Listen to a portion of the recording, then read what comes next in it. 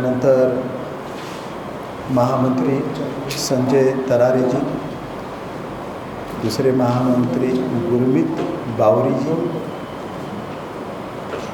आमच्या प्रभाग 2चे संयोजक अनिकेत एरखेडे आणि आमचे तिसरे महामंत्री आदरणीय राजेश बटवानीजी हे पत्रपरिषदेला उपस्थित आहे. विषय महत्त्वाचा असा आहे की संपूर्ण भारत देशामध्ये संविधानाचा अमृत महोत्सव भारतीय जनता पक्षाच्या वतीने साजरा करण्यात येत आहे. महाराष्ट्राचे नवनिर्वाचित कार्याध्यक्ष आदरणीय रवींद्र चव्हाण साहेब महाराष्ट्रातील ह्या संविधान अमृत महोत्सवाचे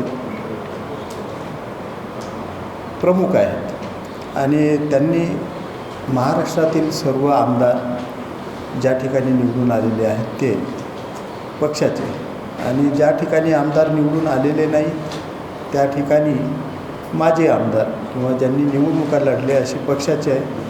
शिवाय महायुतीमध्ये जे आमदार आहेत त्या सर्व महायुतीच्या आमदारांना संविधान महोत्सव आपापल्या विधानसभा क्षेत्रामध्ये साजरा करण्यासाठी सांगितलेलं आहे. सोबतच केंद्रातर्फेही विविध कार्यक्रम हे वर्षभर चालणार आहे. ते टप्प्याटप्प्याने आमच्याकडे येतीलच. तेव्हा आम्हाला ते कार्यक्रम घ्यायचेच आहे. कोणताही कार्यक्रम घेण्याआधी आणि नंतर कार्यक्रमाच्या नंतर प्रेस नोट गेली पाहिजे आणि पत्रपरिषद झाली पाहिजे असा दंडक आम्हाला सांगण्यात आलेला आहे. त्यानुसार या पत्रपरिषदेचं आम्ही आयोजन केलेलं आहे.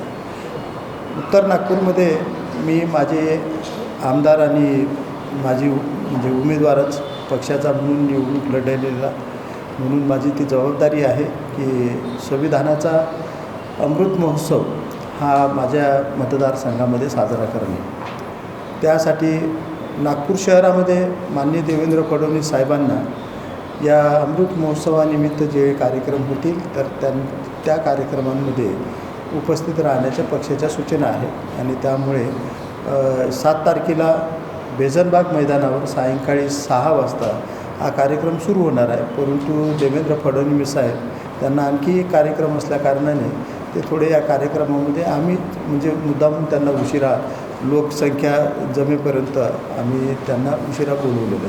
तर साधारणतः 8:30च्या नंतर 10 वाजताच्या आतमध्ये ते त्या कार्यक्रमस्थळी येतील आणि आपलं संविधान महोत्सवनिमित्त संविधानावर ते आपले मार्गदर्शन आणि भाष्य करतील. त्याआधी या कार्यक्रमाला उपस्थिती राहावी म्हणून योगायोगाने मातोश्री रमाई आंबेडकर ज्या डॉक्टर बाबासाहेब आंबेडकरांच्या धर्मपत्नी होत्या तर त्यांची जयंतीसुद्धा आहे. तर या जयंतीचं निमित्त साधून आम्ही एक रमाई महानाट्य हे सुद्धा ठेवलं आहे आणि सोबतच रमाई यांच्यावर जगप्रसिद्ध गीत गाणाऱ्या सुषमादेवी यांचा गीत गायनाचा कार्यक्रमसुद्धा ठेवलेला आहे. तर हे 2 कार्यक्रम म्हणजे नाटक होईल आणि त्याच्यानंतर सुषमादेवी यांचं गीत गायनाचा कार्यक्रम होईल. तर ह्या गीत गायनाच्या कार्यक्रमानंतर माननीय देवेंद्र फडणवीस साहेबांचं मुख्य बीज भाषण होईल आणि त्यानंतर या कार्यक्रमाची सांगता होईल. तर अशा पद्धतीचा हा कार्यक्रम राहील. माझी आपणा सर्वांस विनंती आहे की आपल्या वर्तमानपत्रामध्ये ठळक जागी याला प्रसिद्धी द्यावी जेणेकरून नागरिक आणि पक्षाचे लोक मोठ्या संख्येने या कार्यक्रमाला येतील. कारण संविधान हा विषय असल्यानंतर संविधानाचा यथोचित सन्मान करणे हे आमचं काम आहे. संविधानाबद्दल भारतीय जनता पक्षाच्या संदर्भामध्ये अनेक लोक शंका कुशंका निर्माण करतात. त्या शंका कुशंकांचं निरसन करणे हे पूर्ण वर्षभर असा भारतीय जनता पक्षाचा कार्यक्रम काश्मीरपासून तर कन्याकुमारीपर्यंत संपूर्ण देशामध्ये होणार आहे. आपले काही प्रश्न असतील तर. माने सर, कई बार विपक्षी दल कांग्रेस या बाकी ये भी आरोप लगाते हैं कि संविधान खतरे में है. ऐसे में आप भाजपा के पूर्व आमदार हैं, तो क्या आपको लगता है कि कहीं ना कहीं ये एक सोची समझी रणनीति है या वाकई में संविधान को बदला जा रहा है? सही मायने में देखा जाए तो संविधान डॉक्टर बाबा साहब अम्बेडकर जी ने इस तरह से लिखा है कि वो कोई एक व्यक्ति का समूह या संसद या कोई अन्य ग्रुप ये संविधान को एक अक्षर से भी छेड़छाड़ नहीं कर सकते, ना ही वो अधिकार ही संविधान ने किसी को दिया है। तो संविधान बदलने की बातें जो होती है, यानी आजकल तो एक फैशन हो गई है कांग्रेसियों की कि संविधान बदलने वाले, संविधान खतरे में है कहने वाले, और छोटी पॉकेट संविधान बुक लेकर राहुल गांधी जी बहुत यानी शोर शराबा करते हुए नज़र आ रहे हैं। लेकिन ये बात बिल्कुल सच नहीं है। केशवानंद भारती के केस के अंदर में जो केरला स्टेट वर्सेस केशवानंद भारती के केस के अंदर में जो 1973 के अंदर में सुप्रीम कोर्ट का 11 जजेस का निर्णय आया है कि भारतीय संविधान का मूल संरचना जो है, मूल संरचना के अंदर में आप कतई बदल नहीं कर सकते।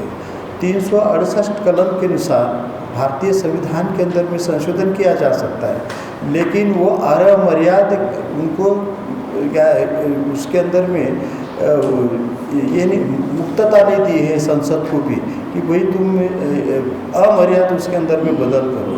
जो छोटा सा बदल होगा वो भी 2/3 बहुमत से आपको करना है, राज्यसभा में भी करना है, लोकसभा में भी करना है, और कोई मूल ढांचा के अंदर में कोई बदल करने की यदि बात आती है तो भारतवर्ष के जितने राज्य हैं जहाँ पर विधानसभा विधान परिषद है तो वो भी कम से कम 50% विधानसभा और राज्यसभा का निर्णय वो बदलने के पक्ष में आना चाहिए, और लोकसभा राज्यसभा के अंदर में वो 2/3 बहुमतों से पारित होना चाहिए। राष्ट्रपति ने भी उसके ऊपर में साइन करना चाहिए। राष्ट्रपति भी संसद ने लिया हुआ निर्णय को वापस कर सकता है, और राष्ट्रपति की साइन होने के बाद में भी सुप्रीम कोर्ट के CJI को अधिकार है कि जो लिया हुआ लोकसभा का निर्णय हो या राष्ट्रपति की सिग्नेचर किया हुआ भी, यदि CJI को लग रहा है, सुप्रीम कोर्ट को लग रहा है कि ये भी उचित नहीं है, तो सुप्रीम कोर्ट भी उसको रद्द कर सकती है। तो ये ऐसा इंटरनेट ये एक दूसरे में ऐसा गुफा हुआ ये संविधान, तो कोई एक व्यक्ति इसको बदल नहीं सकता। जो भाष्य जो अपरिपक्व लोग करते हैं ना देश के अंदर में कि नहीं, बहुत सारे लोग संविधान के बारे में बदलने की भाषा करते हैं, वो अपरिपक्व भाष्य है, उनका संविधान के प्रति अभ्यास नहीं है, इस कारण से वो बोलते हैं। तो संविधान जो पढ़ता है और जो संविधान के कायदों का अभ्यास करता है, वो व्यक्ति कभी संविधान बदला जाएगा इस भारत देश का ऐसा हो ही नहीं सकता है। क्योंकि जितने मिलिट्री है, एयरफोर्स है, साथ में नेवी है, और ये सभी जो संस्थाएं जो काम करती हैं संविधान के तहत करती हैं। और संविधान इतना सेंसिटिव बात है कि कोई पंत प्रधान भी भाष्य भी नहीं कर सकता, ना बोल सकता, ना छेड़छाड़ कर सकता। यानी थोड़ा सा भी किसी ने गड़बड़ किया तो उसको तिहाड़ जेल बिल्कुल तैयार है रखने के लिए। और इसके पहले भी कुछ बातें जो है, देश के पंत प्रधान को तिहाड़ जेल में जाना पड़ा है, ये हमारे भारतवर्ष ने देखा है। तो जो भी अपरिपक्व बातें जहाँ पर होती है वो निराधार है। और कांग्रेस ने पिछले बारी से हमारे जो संविधान के प्रति आस्था रखने वाले लोगों का दिमाग खराब करने का प्रयास किया। मतदान उन्होंने लोकसभा में कटौत लिया, लेकिन विधानसभा की तो रिजल्ट आपने देख लिया है कि वो मुद्दा फिर बाद में चला नहीं, और इसके बाद में भी वो चलने वाला नहीं है। ठाणे साहेब, संविधानाचं अमृत महोत्सव आपण साजरा करत आहोत आणि कार्यक्रम आयोजित केलेला आहे, पण त्याच पार्श्वभूमीवर एक पंजाबमध्ये अशी दुर्दैवी घटना घडते की बाबासाहेब आंबेडकरांची मूर्ती तोडण्यात येते, त्याचा कुठेही भाजपतर्फे निषेध नागपूरमध्ये सुद्धा दिसत नाही, ते काय कारण आहे?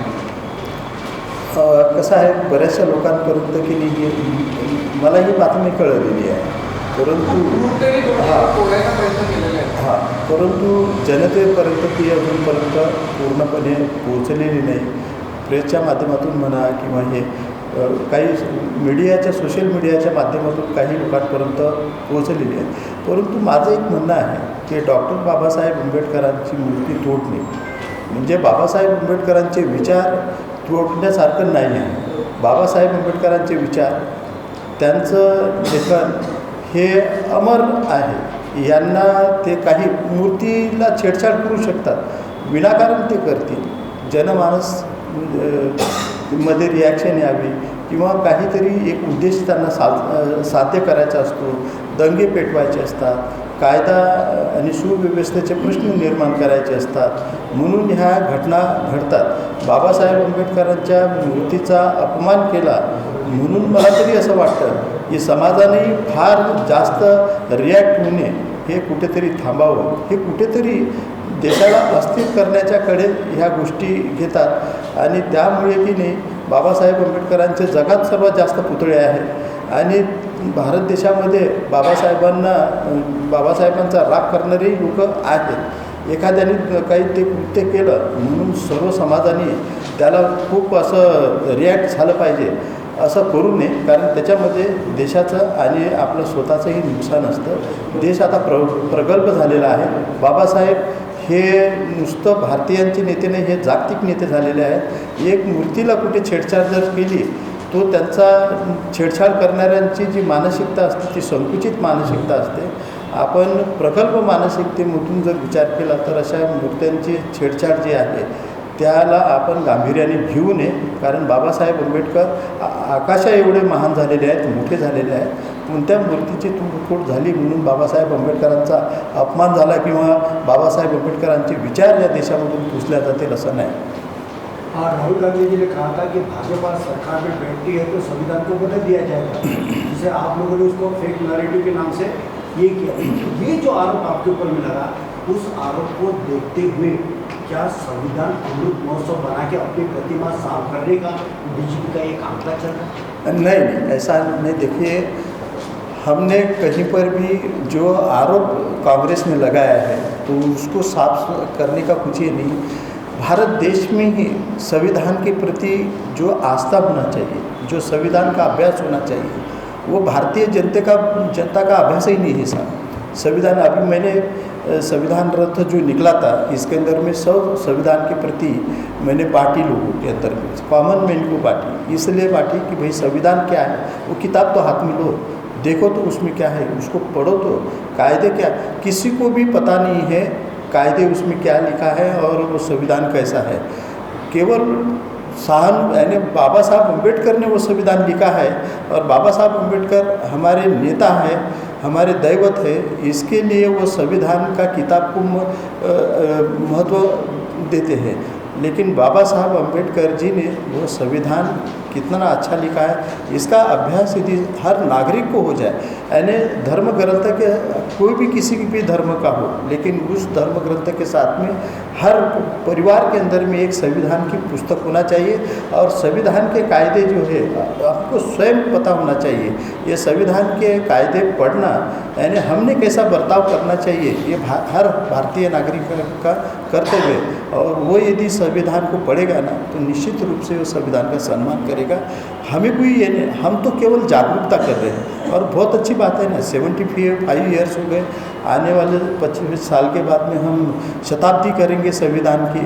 तो हर भारतीय व्यक्ति को संविधान और संविधान के कायदे कानून पता होना ये अनिवार्य है. इसलिए महोत्सव हम पूरे देश में मना रहे हैं और भारतीय जनता पार्टी जानबूझ के इसलिए बना रही है क्योंकि कांग्रेस वैसा करने वाली नहीं है. कांग्रेस हमेशा ये भारतीय जनता पार्टी के लोग संविधान बदलने वाले, संविधान खतरे में है और इसके अंदर में अपना दुष्ट राजकारण करने की उनकी जो नीति है वो सदैव चलती रहेगी. और उन्हें पता है कि बाबा साहब को मानने वाला जो समाज है सेंसिटिव है और इसको अपने खेमे में कैसा रखे, ये भारतीय जनता पार्टी का मतदाता न हो, इसके लिए उनको रोकने का काम कांग्रेस का, क्योंकि ये मतदाता उनके हाथ से सभी तो खिसक गए, बचे कौन है, 2-4 ही लोग उनके हाथ में बचे, और ये न चला जाए इसके लिए ये हमेशा स्वांग करते हैं, झूठ बोलते हैं, ये जो बात कभी होती नहीं, और सच जो दूध का दूध पानी का पानी ये सिद्ध करने की भारतीय जनता पार्टी की नीति रही है हमेशा, इसलिए हम इसके अंदर में भिड़े हुए हैं। अमृत महोत्सव के दौरान जो आप कार्यक्रम 7 फरवरी को मना रहे हैं, इसमें कांग्रेस के विपक्षी नेताओं को भी आमंत्रित किया गया है? नहीं किया गया है, ये भारतीय जनता पार्टी का बैनर है और हमारा काम है।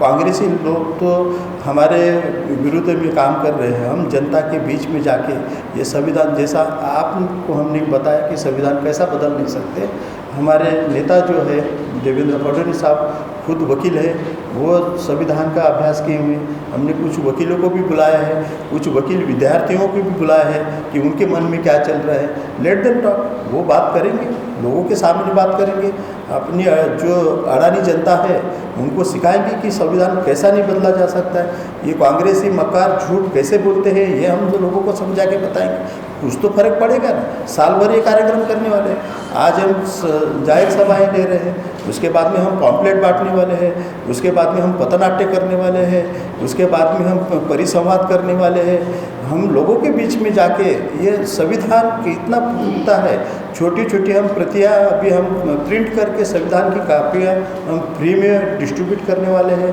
तो संविधान के प्रति जागृति निर्माण करना ये हमारा संविधान महोत्सव का उद्दिष्ट है। संविधान में यह भी कहा गया है कि सभी को साथ में लेकर चलें, ऐसे में आप कह रहे हैं कि हमने विपक्ष के नेताओं को नहीं बुलाया, कहीं ना कहीं आप संविधान का अपमान नहीं कर रहे हैं? नहीं, बिल्कुल नहीं, हमने विपक्षी जो हमारे विरोध में काम कर रहे हैं, संविधान के बारे में हमारे लोगों में झूठ फैला रहे हैं, हम कांग्रेस को मतदान करने वाली जनता को तो बुलाया है ना भाई, हम कोई कांग्रेस के विरोध में यानी उनके मतदाताओं को नहीं बुलाया, ऐसा नहीं, हमने उनको बुलाकर कि संविधान कैसा नहीं बदल सकता है ये हम उनको बताएंगे ना। नेता तो वो संविधान हम बदलने वाले ऐसे ही वो लेके चल रहे, वो जो भी कांग्रेसी नेता है वो एक ही उनके पास में एक ही मुद्दा बचा है कि संविधान खतरे में, बाकी उनके पास में मुद्दे कौन से है, कोई भी मुद्दे बचे नहीं। आमदारांना निमंत्रण नाही? हा, सर्व आमदारांना निमंत्रण आहे, आणि सर्व आमदारांना हा कार्यक्रम करायचा देखील नागपुराच्या आमदारांना निमंत्रण नाही, त्यांना कसं ते विरोधात बोलतात संविधानाच्या, त्यांना कसं काय ते संविधानाचा म्हणजे सन्मानच नाही करत, ते संविधानाचा अपमान करतात, त्या अपमान करणाऱ्या लोकांना आम्ही का बोलवावं? आम्ही संविधानाचा सन्मान करतो, आम्ही आंबेडकरवादी, ते वेगळी आंबेडकरवादी आहेत ते लोक, आंबेडकर सांगतात ते, परंतु त्यांच्या आचरणामध्ये आंबेडकर दूरपर्यंत नाही। आम्ही डॉक्टर बाबासाहेब आंबेडकरांच्यासाठी भारतीय जनता पार्टीने जे केलेलं आहे ते दिल्लीपासून गल्लीपर्यंत पहा, काय काय नाही केलेलं आहे, सर्वच काही केलेलं आहे, न मागता केलेलं आहे, आणि याच्या पुढेही करू, रेड कार्पेट विंडू आंबेडकरवाद्यांसाठी, हे वेगळे आंबेडकरवाद्यांना तर आम्ही तिहार जेलच दाखवणार आहोत। प्रेक्षकबंधू नमस्कार, यावेळेला एच न्यूजची टीम प्रेस क्लबच्या त्या परिसरामध्ये आहे ज्या ठिकाणी माजी आमदार मिलिंद माने यांची एक नुकतीच पत्रपरिषद झाली। ती पत्रपरिषद होती उत्तर नागपूर संविधान महोत्सव व रमाई आंबेडकर जयंती साजरी होणार या कार्यक्रमाच्या अनुषंगाने। भारतीय संविधानाला लागून आज 75 वर्ष पूर्ण झालेली आहे, त्यानिमित्ताने भारतीय जनता पार्टीच्या वतीने देशभरात संविधान अमृत महोत्सव साजरा करण्यात येत आहे आणि त्यातल्या त्यात मातोश्री रमाई आंबेडकर यांची जयंतीसुद्धा आयोजित करण्यात आलेली आहे। या जयंतीचा आणि या संविधान कार्यक्रमाचा सर्वांनी लाभ घ्यावा अशी काहीशी माहिती पत्रपरिषदेमध्ये उत्तर नागपूरचे माजी आमदार मिलिंद माने यांनी दिलेली आहे आणि या कार्यक्रमाकरता राज्यभरातून मोठ्या संख्येने लोक येईल असं आश्वासनसुद्धा त्यांनी यावेळेला दिलेलं आहे। नागपूरच्या प्रेस क्लब या परिसरातून कॅमेरा पर्सन दिनेशसह संजय मिरे, एच न्यूज नागपूर। अरे वाह, पिकनिक की तैयारी? अब बेटा हम ठहरे डायबिटीज के पेशेंट, इस उम्र में पिकनिक वगैरह तो ना हो पाएगा, ज्यादा बैठने से पैरों में सूजन भी। तो फिर इतनी सारी दवाई क्यों? 90% ऑफ डायबिटिक पेशेंट की शुगर सिर्फ अप्रोप्रिएट डाइट थेरेपी से कंट्रोल की जा सकती है। अच्छा, अब क्या करें? पूरे इंडिया में अप्रोप्रिएट डाइट थेरेपी के 50+ सेंटर्स है। तो आज ही अपनी अपॉइंटमेंट बुक कराएं और डायबिटीज के सोल्यूशन पाएं। आज ही अपने कंफर्मेटरी टेस्ट कराएं सिर्फ एप्रोप्रिएट डाइट थेरेपी से।